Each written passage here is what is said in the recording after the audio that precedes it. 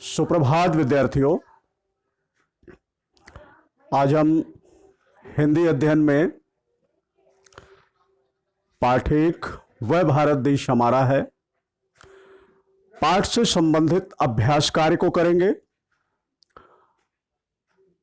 आप लोग भी अध्ययन में सम्मिलित होने के लिए अपने पठन सामग्री के साथ उपस्थित हुए होंगे।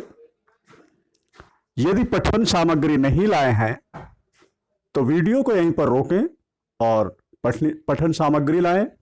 पाठ्य पुस्तक, Hindi notebook, pen, pencil, eraser इत्यादि। सर्वप्रथम अभ्यास कार्य में हम बहुविकल्पीय प्रश्नों की ओर बढ़ेंगे। बहुविकल्पीय प्रश्न में आप सबसे पहले प्रश्न को पढ़ें, समझें और उसके सही उत्तर को टिक करें। इसके बाद मेरे द्वारा जब उत्तर बताया जाए तो उसका मिलान करें। वसुंधरा की माटी किसके समान है? बहुविकल्पीय प्रश्नों में पहला प्रश्न का नंबर है, वसुंधरा की माटी किसके समान है? सही उत्तर पर टिक करें।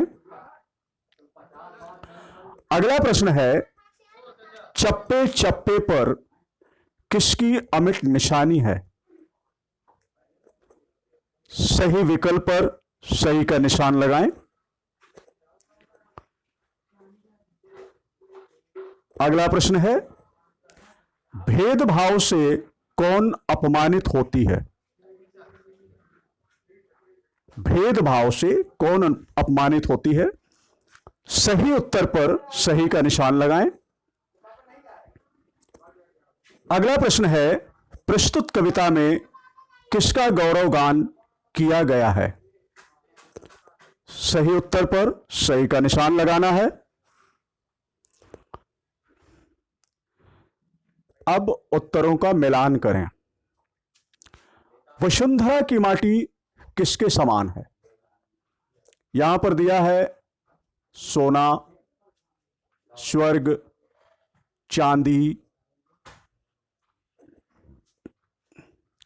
इसका उत्तर होगा वसुंधरा की माटी स्वर्ग के समान है। सही उत्तर स्वर्ग, तो स्वर्ग में निशान लगाएंगे। अगला प्रश्न है, चप्पे चप्पे पर किसकी अमिट निशानी है? विकल्प में दिया हुआ है शहादत की, एकता की, अखंडता की। सही उत्तर है एकता की। सही उत्तर है अखंडता की।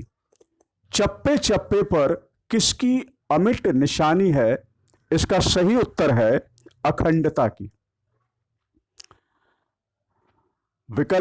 उत्तर विकल्प में दिया है शहादत, एकता, अखंडता, तो सही उत्तर अखंडता। 11 नंबर प्रश्न है, भेदभाव से कौन अपमानित होती है? इस प्रश्न के 3 विकल्प उत्तर के रूप में दिए हुए हैं, भारतीयता, भारत भारती और भारत माता। तो भेदभाव से कौन अपमानित होती है? भेदभाव से भारत माता अपमानित होती है। अगला प्रश्न है, प्रस्तुत कविता में किसका गौरवगान किया गया है? विकल्प स्वरूप 3 विकल्प दिए हैं, उत्तर स्वरूप 3 विकल्प दिए हैं। अनेकता में एकता का, अखंडता का, धार्मिकता का। तो प्रस्तुत कविता में अनेकता में एकता का, प्रस्तुत कविता में अनेकता में एकता का गौरवगान किया गया है। तो इस प्रश्न का उत्तर अनेकता में एकता। फिर से मिला लीजिए उत्तर। वसुंधरा की माटी किसके समान है? सही उत्तर है स्वर्ग। चप्पे चप्पे पर किसकी अमिट निशानी है? सही उत्तर है अखंडता की। भेदभाव से कौन अपमानित होती है? सही उत्तर है भारत माता। प्रस्तुत कविता में किसका गौरवगान किया गया है? सही उत्तर है अनेकता में एकता का। इसके बाद अब हम लोग दीर्घ उत्तरीय प्रश्नों की ओर बढ़ेंगे। दीर्घ उत्तरीय प्रश्नों में का से 4 नंबर तक प्रश्न दिए हुए हैं। इन प्रश्नों के उत्तर को समझिए, पाठांक को भी पढ़िए और उत्तर अपने शब्दों में हिंदी नोटबुक 1 में लिखिएगा। पहला प्रश्न है, कवि भारतवासियों से किस बात को ना भूलने के लिए कहता है? कवि भारतवासियों से किस बात को ना भूलने के लिए कहता है? तो कवि भारतवासियों को कहता है कि भारत भूमि स्वर्ग के समान है। यहां करोड़ों भारतीय भारत मां के लिए एक समान, उनके बच्चे के समान एक समान है। तो इस बात को ना भूलने के लिए कवि कहता है। अगला प्रश्न है, भारत में कौन सा नारा गूंजता है? भारत में कौन सा नारा गूंजता है? भारत में यहां के लोगों के बीच में या यहां के लोग एक ही नारा लगाते हैं, हम हिंदुस्तानी हैं, हम एक रहे हैं और एक रहेंगे। तो भारतीयों के बीच में, भारतवासियों के बीच में या भारत में यह नारा गूंजता है। अपने शब्दों में विस्तृत रूप में उत्तर लिखेंगे। अगला प्रश्न है, भारत माता किस बात से अपमानित होती है? तो कविता की पंक्ति थी, भेदभाव से अपमानित होती है भारत माता। तो भारत माता किस बात से अपमानित होती है? जब देशवासी मजहब की दीवारें खड़ी करते हैं और मजहब के नाम पर भेदभाव उत्पन्न करते हैं, तब भारत माता अपमानित महसूस करती है।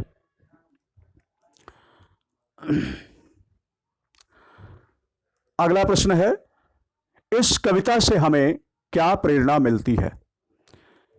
इस कविता से हमें क्या प्रेरणा मिलती है? इस कविता से हमें यह प्रेरणा मिलती है कि भारतवासियों को एकता से मिलजुल कर रहना चाहिए। भेदभाव और मजहब की दीवारें नहीं खड़ी करना चाहिए। अगला प्रश्न है, कविता का आशय स्पष्ट कीजिए। कविता का क्या आशय है? कविता का आशय है, भारत भूमि स्वर्ग के समान है। भारत माता के लिए सभी लोग, सभी देशवासी, सभी भारतवासी एक समान हैं। भारत देश महान है। यहां अनेकता में एकता है। यहां के हर प्रदेश के गौरव की अलग अलग महान कथाएं हैं। सभी भारतीय मस्तक उठाकर एकता का नारा लगाते हैं। सभी धर्म मानव कल्याण के लिए तत्पर हैं। कविता का यह आशय है। इन बातों को कविता के माध्यम से कवि ने हमारे सामने प्रस्तुत किया है। ठीक है। अगला प्रश्न है, भारत देश किन कारणों से महान बन पाया है? भारत देश किन कारणों से महान बन पाया है? तो भारत देश के महान बनने का कारण है, भारत के सपूत बेहद ज्ञानी और बलिदानी हैं। यहां अनेकता में एकता है। अलग अलग भाषाओं, अलग अलग धर्मों के लोग मिलजुल कर रहते हैं, इसलिए हमारा देश भारत महान है। मेरे अनुसार, मेरे द्वारा जो उत्तर आपको बताए गए वो एक प्रकार में मॉडल उत्तर हैं। कविता को पुनः पढ़ें, समझें और अपने शब्दों में आप उत्तर लिखें।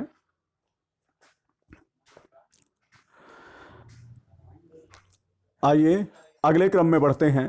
अगला क्रम है आशय स्पष्ट करो। यहां पर प्रश्न संख्या 6, कविता के निम्न पंक्तियों का आशय स्पष्ट कीजिए। 3 पंक्तियां दी हुई हैं और इन तीनों पंक्तियों का क्या आशय है यह हमें स्पष्ट करके बताना है। पहला है, एक हृदय है, एक प्राण है, भारत देश महान। एक हृदय है, एक प्राण है, भारत देश महान।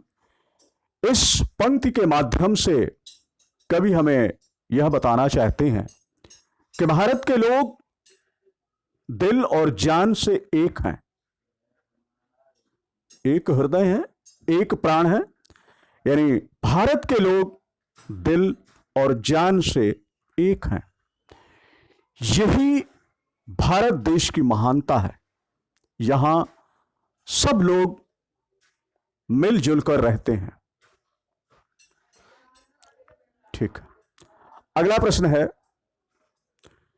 चप्पे चप्पे पर अखंडता की है अमिट निशानी। इस पंक्ति का आशय स्पष्ट करना है। तो चप्पे चप्पे पर अखंडता की है अमिट निशानी, इस पंक्ति के माध्यम से कवि हमें यह बताना चाहते हैं, कवि हमें यह समझाना चाहते हैं, या यह कहने का उनका आशय यह है कि भारत का कण कण, भारत का एक एक कण अखंडता की न मिटने वाले निशानी के रूप में है।